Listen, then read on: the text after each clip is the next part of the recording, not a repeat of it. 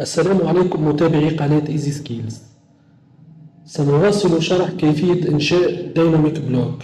قمنا في السابق بشرح كل من الأمر وايب اوت والالاينمنت، وسنشرح في هذه الحلقة الأمر فليب، ويتمثل هذا الأمر في تغيير اتجاه البلوك.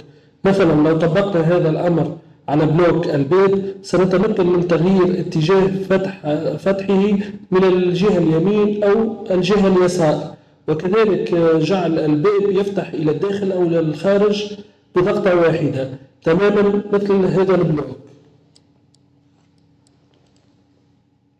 لدينا سهمين، سهم هنا وهذا السهم في الجهة الأخرى.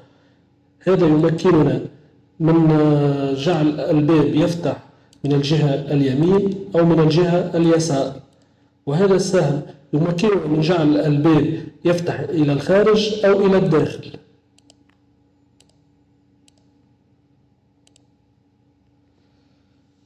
نمر إذن إلى الشرح.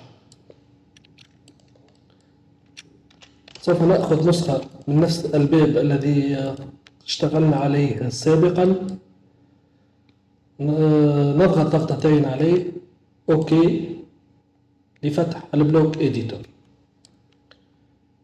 من هنا من هذه القائمة نختار بارامترز، نذهب إلى الأمر فليب، ثم نفعل الأمر MTP لتحديد هذا المحور.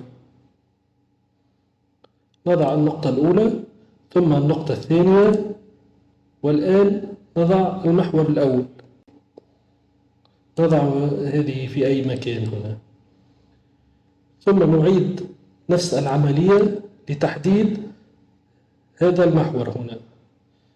MTP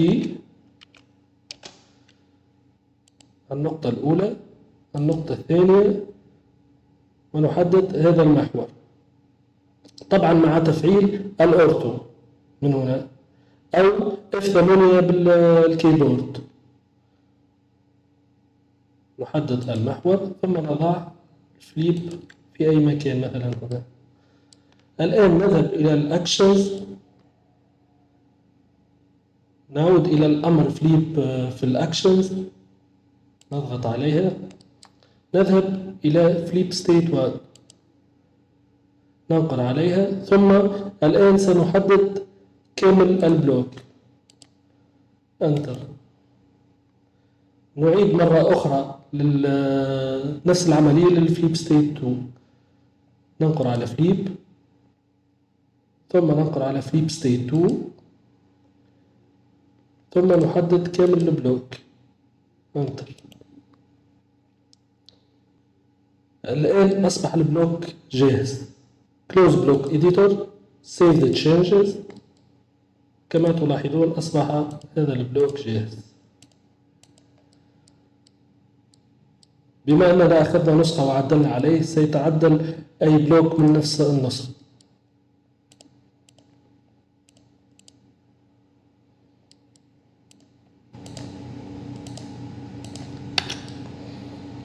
شكرا لمتابعتكم.